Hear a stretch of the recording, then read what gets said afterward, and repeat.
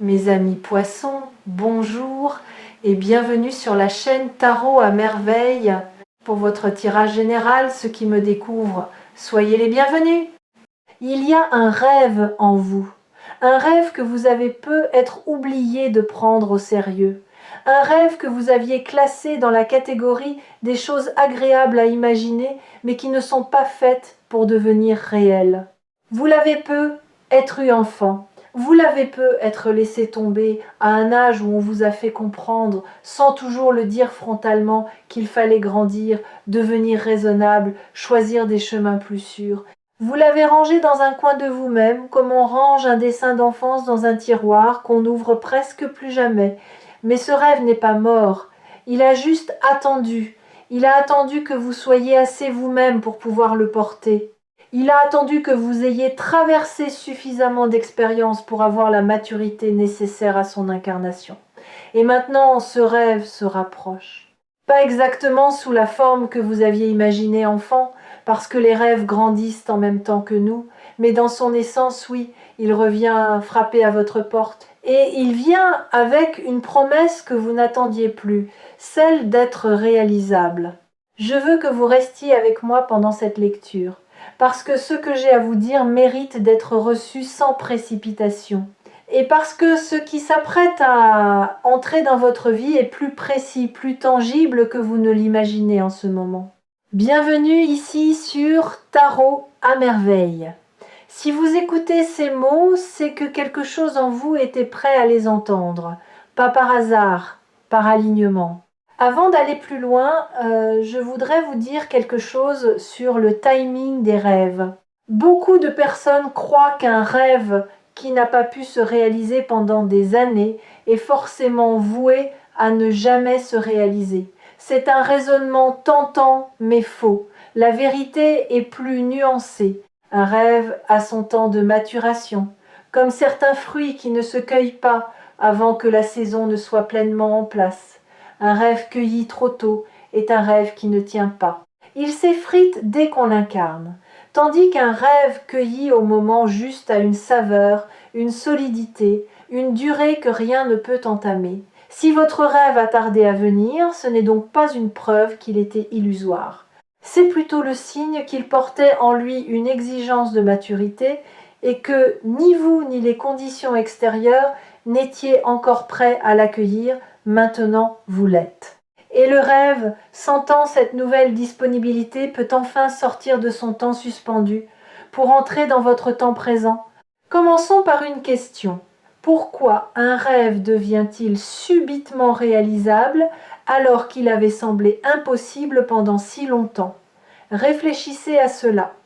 Ce n'est pas le rêve qui change. Ce n'est même pas vraiment le monde extérieur qui change radicalement.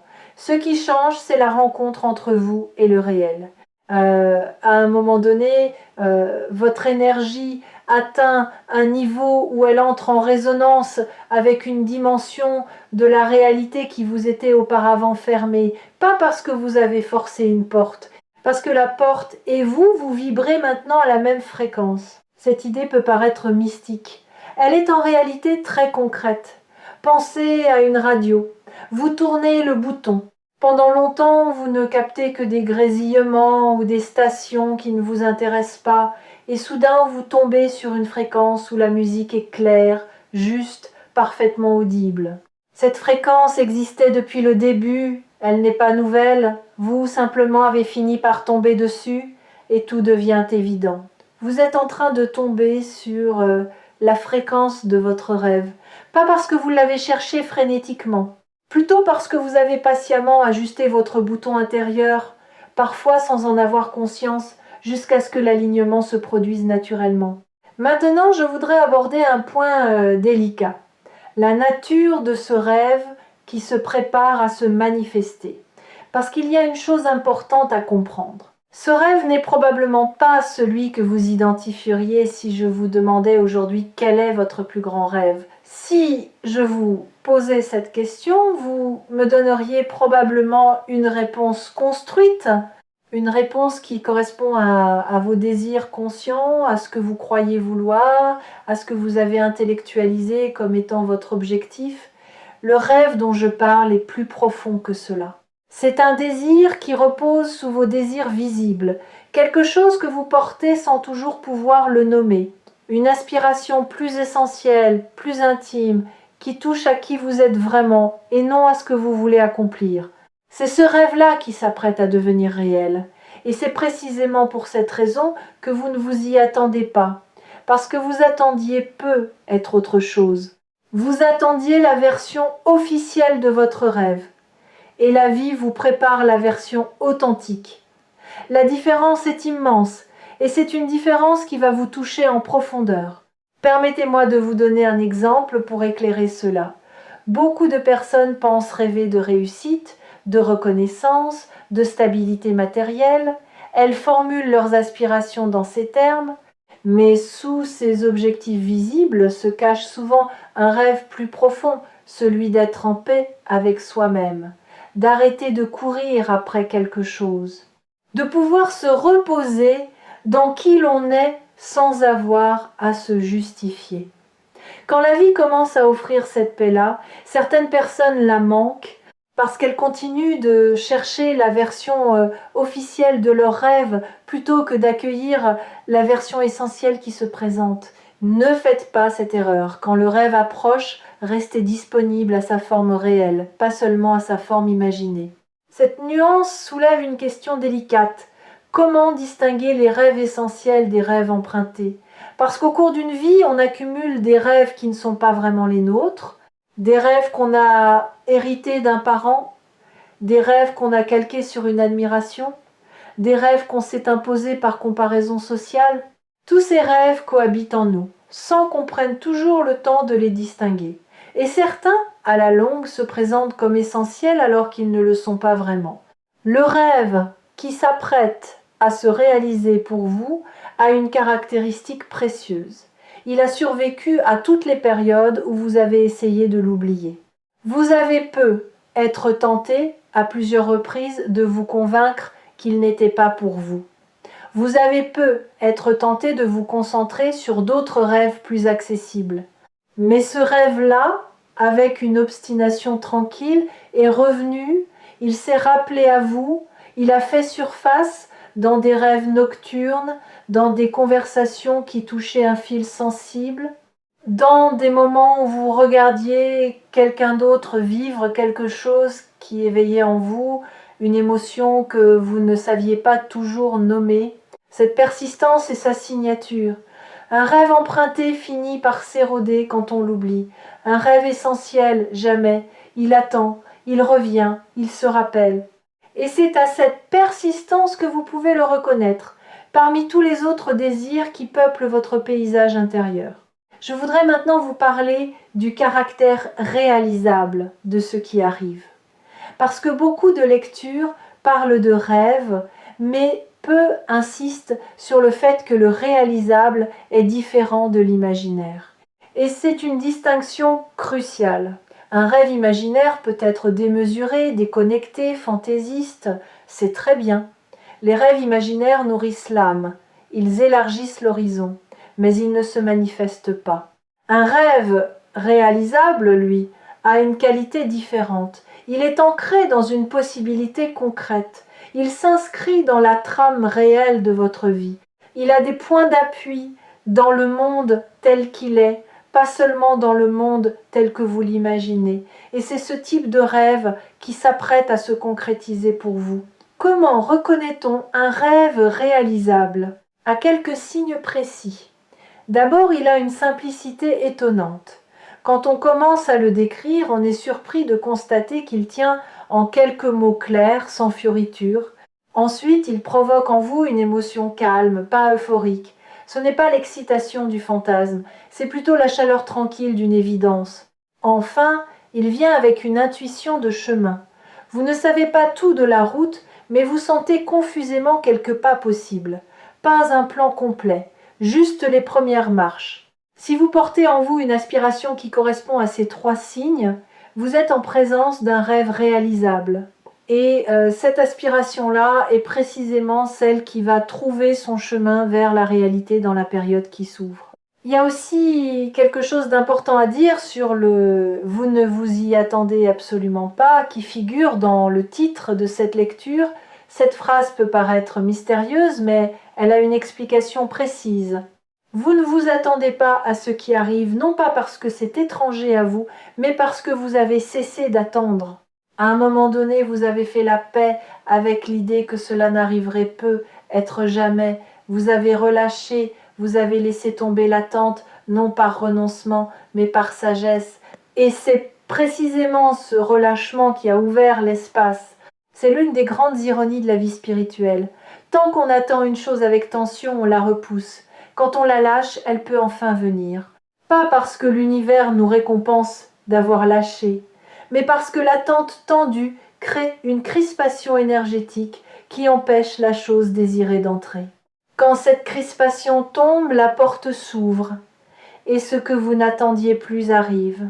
Vous avez peut-être eu ces derniers temps l'impression de désinvestir certaines aspirations, de ne plus y croire avec la même intensité. Cela vous a peut-être un peu attristé ou inquiété, comme si vous étiez en train de perdre votre élan.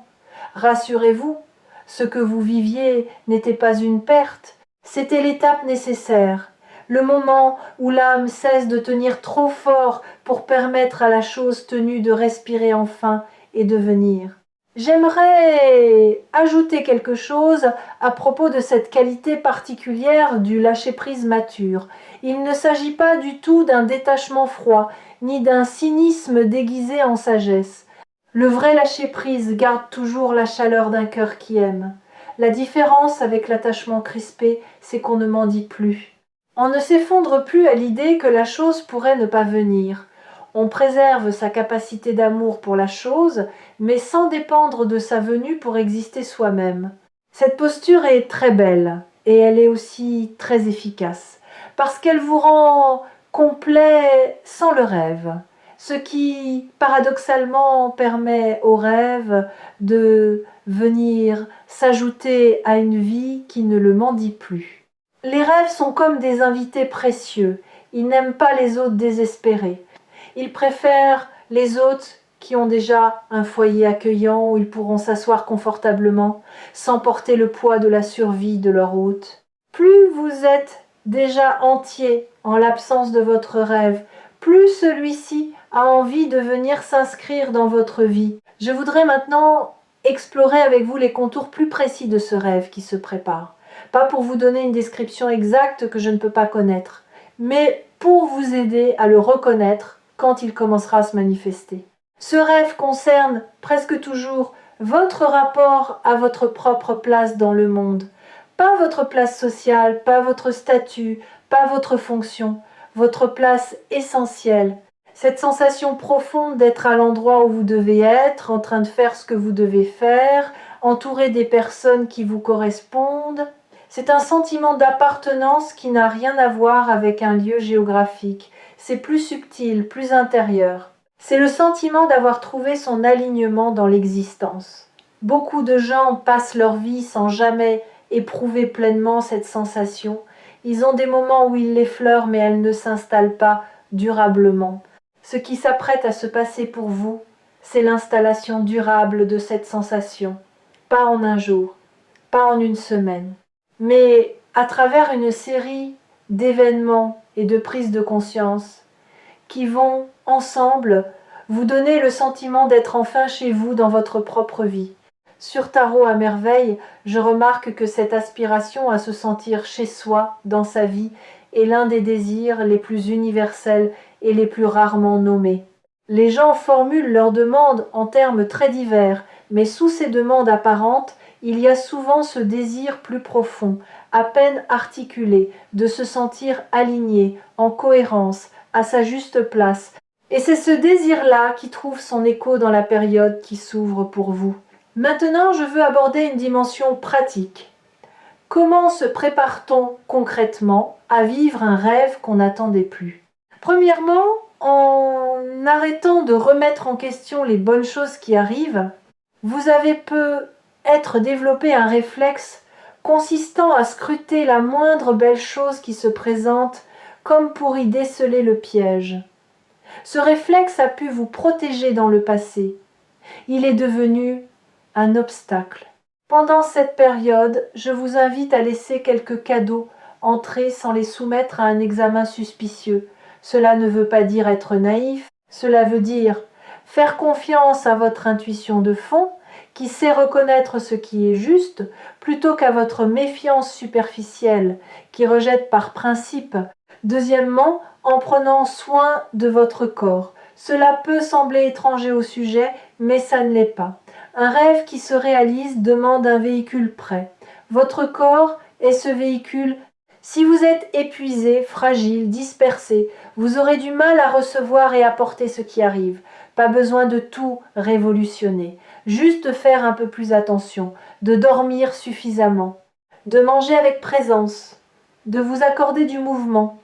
Ces gestes simples préparent votre incarnation à accueillir ce qui doit s'incarner à travers vous. Troisièmement, en simplifiant votre environnement. Là encore, il ne s'agit pas de tout transformer, mais de remarquer ce qui vous encombre inutilement. Des objets dont vous n'avez plus besoin et qui occupent de la place, des engagements que vous maintenez par habitude alors qu'ils ne vous nourrissent plus, des conversations récurrentes qui consomment votre énergie sans rien produire. Faites un peu de tri, pas frénétiquement, doucement dans les jours qui viennent. Vous serez surpris de l'effet que ces petits allègements ont sur votre disponibilité intérieure. Je voudrais m'arrêter un instant sur quelque chose de spécifique. Le rôle de l'inattendu dans la réalisation des rêves. Ce qui est intéressant avec l'inattendu, c'est qu'il vient toujours par une voie qu'on n'avait pas surveillée. C'est presque sa définition. Et cela a une conséquence importante. Si vous restez focalisé sur les voies que vous attendez, vous risquez de manquer celle par laquelle votre rêve va effectivement venir. Pendant cette période, je vous invite à élargir votre champ d'attention, à ne pas regarder uniquement dans la direction où vous avez l'habitude de regarder. Concrètement, cela veut dire être ouvert aux conversations imprévues, aux invitations inhabituelles, aux occasions qui semblent sortir de leur contexte. À ces moments où vous avez l'impulsion de faire quelque chose que vous n'aviez pas prévu de faire, c'est souvent par ces voies-là, plutôt que par les routes attendues, que les rêves trouvent leur entrée dans la réalité. Ne soyez pas trop rigide dans votre planning intérieur. Laissez de l'espace pour que la vie puisse vous surprendre par des angles auxquels vous n'auriez pas pensé. Une autre chose que je veux souligner, pendant cette période, votre intuition va devenir très claire, pas seulement sur les grands sujets, aussi sur les petites choses. Vous saurez quoi répondre à un message avant de l'avoir lu en entier.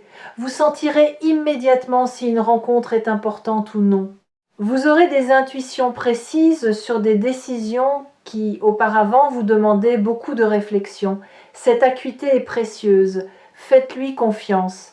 Elle est l'une des meilleures alliées dont vous disposiez pour reconnaître les voies par lesquelles votre rêve s'approche. Je voudrais aussi évoquer la question de la vitesse. Ce rêve qui arrive ne se précipite pas. Il vient avec son propre rythme, qui peut être plus lent ou plus rapide que celui que vous auriez voulu. Vous devrez probablement renoncer à imposer votre tempo, apprendre à danser avec celui qui se présente.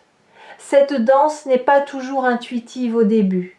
Vous avez être l'habitude de pousser, de vouloir accélérer, ou inversement de douter et de freiner.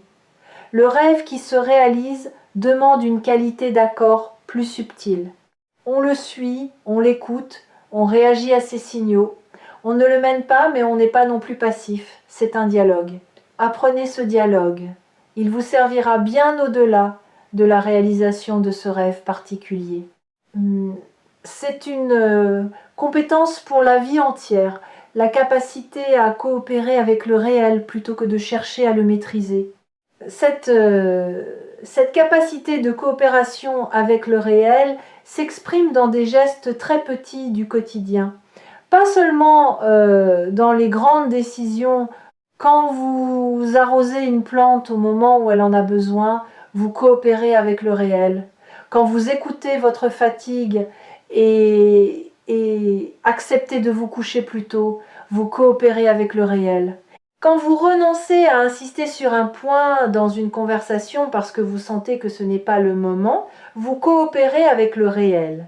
Tous ces micro-actes accumulés tissent une qualité de présence qui est précisément celle qui permet aux rêves de trouver leur chemin jusqu'à vous.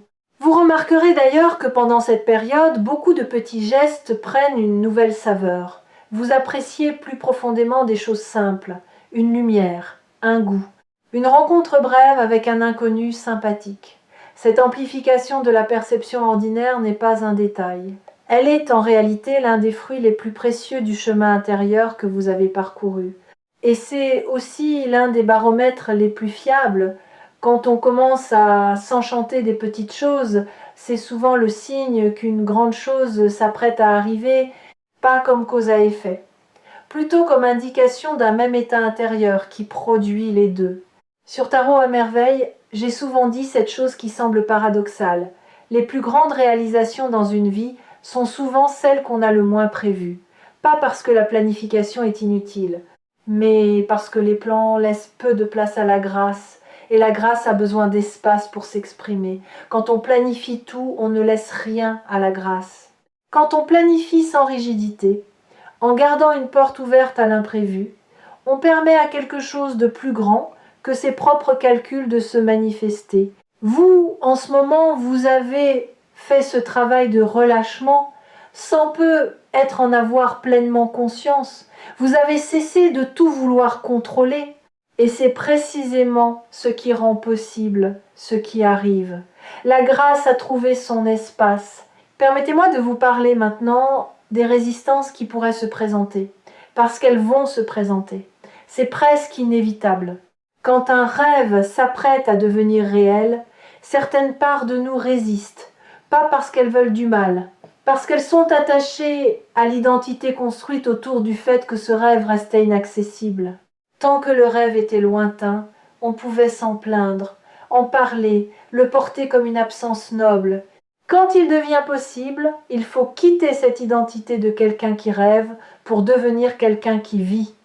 Et ce passage, aussi désirable soit-il, implique une mort symbolique. La mort de la personne qui attendait. Cette résistance peut se manifester de manière surprenante.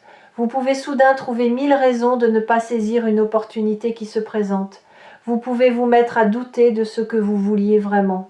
Vous pouvez ressentir un curieux malaise quand vous vous rapprochez de votre désir. Tout cela est normal. C'est l'ancienne identité qui négocie. Ne luttez pas contre elle frontalement. Reconnaissez-la. Dites-lui « Je sais que tu m'as accompagné longtemps. Je sais que tu m'as protégé. Mais cette fois, je vais quand même y aller. Je vais quand même vivre ce qui se présente. Tu peux venir avec moi sous une forme nouvelle. » Cette manière de dialoguer avec les résistances internes est plus efficace que les combattre. Elle les apaise, elle les transforme. Et progressivement, la part de vous qui s'accrochait à l'absence du rêve se réorganise pour soutenir sa présence. Cette réorganisation intérieure mérite d'être observée avec curiosité plutôt que jugement. Vous vous découvrirez parfois en train d'agir d'une manière qui ne correspond plus tout à fait à vos anciens schémas, sans que vous ayez fait l'effort conscient de changer. C'est l'effet de la nouvelle disposition intérieure qui s'installe d'elle-même.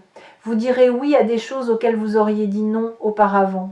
Vous prendrez de petites initiatives qui vous auraient paru audacieuses il y a peu.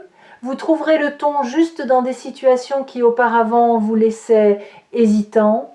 Ne soyez pas surpris par ces ajustements. Ne cherchez pas non plus à les forcer.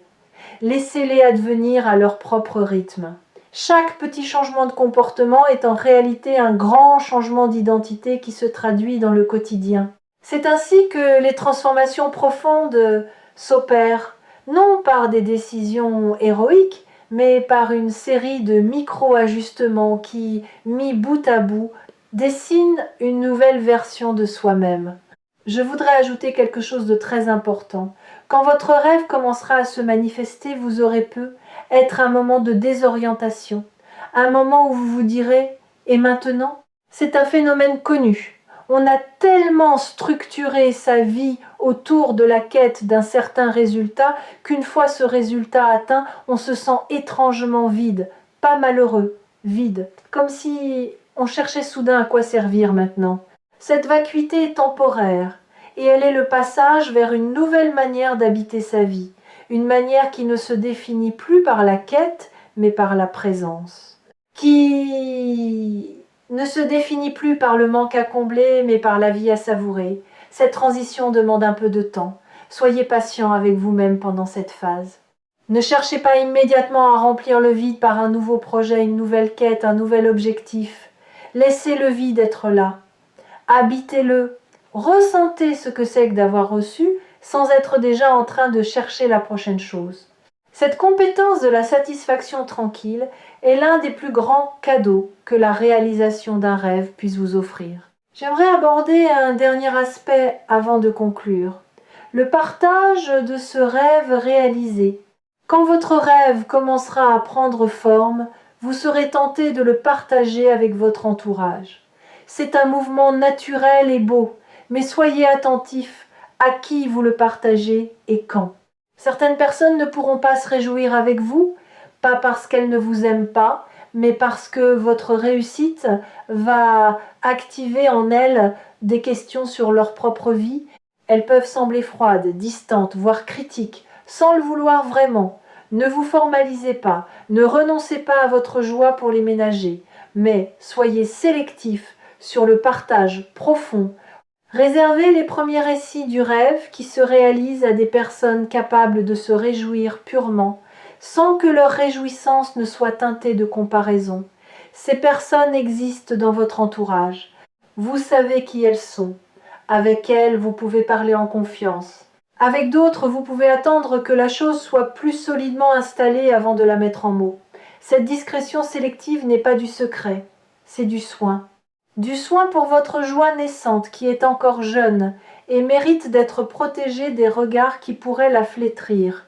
Une autre dimension que je veux mentionner avant de conclure, c'est la manière dont vous allez devoir apprendre à habiter cette nouvelle réalité une fois qu'elle sera installée. Parce que c'est une compétence qui ne va pas de soi. Beaucoup de personnes savent désirer un rêve, mais peu savent le vivre une fois qu'il est devenu vrai. La différence entre les deux est immense.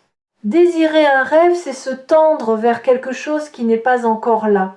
Cela mobilise une certaine énergie, une certaine attention dirigée. Vivre un rêve, c'est tout autre chose. C'est se déposer dans une réalité qui est désormais présente. Cela demande une qualité de présence, et non plus de tension. Cela demande de l'enracinement, et non plus de la projection. Et cette transition d'une posture à l'autre n'est pas automatique, elle se fait par paliers, avec parfois des moments de flottement. Vous traverserez peut-être des journées où, malgré la beauté de ce qui se passe, vous vous sentirez étrangement absent à votre propre vie. Comme si vous regardiez votre rêve réalisé depuis l'extérieur sans pouvoir vraiment y entrer. C'est un phénomène fréquent. L'âme prend parfois du temps à s'installer dans une nouvelle amplitude. Soyez patient avec ce phénomène, ne vous reprochez pas de ne pas profiter assez. La pleine occupation de votre nouvelle réalité viendra progressivement à mesure que votre intériorité s'ajuste à votre extériorité. Voilà ce que j'avais à vous transmettre aujourd'hui. Un rêve approche, pas n'importe quel rêve, un rêve qui correspond à qui vous êtes vraiment, plus profondément que vous ne le mesurez. Un rêve réalisable, ancré dans la trame du réel, avec des points d'appui concrets. Un rêve qui arrive par des voies que vous ne surveillez pas, parce qu'il vient justement par ces voies-là, et pas par celles que vous attendiez. Préparez-vous, mais sans agitation. Ouvrez l'espace, mais sans précipitation. Faites confiance à votre intuition. Laissez tomber la méfiance réflexe. Accueillez les imprévus comme des messagers. Restez à l'écoute des petites impulsions qui vous traversent. Et surtout, sachez que ce qui s'approche n'est pas une exception miraculeuse dans votre vie. C'est la conséquence naturelle de tout ce que vous avez patiemment construit en vous, sans toujours pouvoir mesurer ce que vous étiez en train de faire. Vous avez fait votre travail intérieur. Maintenant, c'est à la vie de faire le sien. Et la vie est en train de tenir sa part du contrat dans son temps, à sa manière. Vous n'avez plus qu'à rester ouvert et à dire oui quand le moment se présentera. Ce oui-là, vous saurez le reconnaître. Il viendra avec une simplicité qui vous étonnera. Comme si quelque chose en vous, depuis toujours, n'attendait que cet instant pour se prononcer. Permettez-moi un dernier mot sur la confiance, pas la confiance aveugle qui est plutôt une forme de naïveté, la confiance lucide qui voit les difficultés mais qui sait qu'on a les ressources pour les traverser. Cette confiance-là est un appui solide et elle se construit jour après jour à partir de toutes les fois où vous avez surmonté ce que vous croyez insurmontable. Convoquez ces souvenirs quand le doute reviendra. Ils sont la preuve concrète que vous êtes plus capable que vous ne le pensez et que ce qui s'apprête à venir trouvera en vous un terrain solide. Soyez tendre avec vous-même pendant cette traversée. Vous portez quelque chose de précieux, un rêve qui revient, c'est une partie de vous qui rentre à la maison. Accueillez ce retour avec la douceur qu'il mérite et permettez-vous de vivre enfin ce que vous croyez devoir vous interdire. Une dernière pensée avant de vous laisser. Pendant cette période, cultivez la gratitude non pas comme un exercice mental, mais comme une posture corporelle. Quand quelque chose de bon arrive, prenez quelques secondes pour le ressentir physiquement. Détendez vos épaules, respirez plus profondément, souriez intérieurement. Cette manière incarnée de recevoir la grâce est très différente d'une simple reconnaissance mentale. Elle imprime l'expérience dans votre corps qui est le véritable archiviste de votre vie. Et un corps qui a archivé l'expérience d'avoir reçu de bonnes choses devient progressivement un corps qui en attire d'autres, parce qu'il sait à un niveau cellulaire que recevoir est possible. Votre rêve mérite ce corps disponible, il mérite cette qualité de présence. Il mérite que vous soyez vraiment là quand il arrivera, pas absorbé dans vos pensées, pas distrait par vos doutes, pas en train de regarder ailleurs. Pour cela, entraînez-vous à la présence dès maintenant avec les petites choses, avec les gens que vous aimez, avec votre corps lui-même.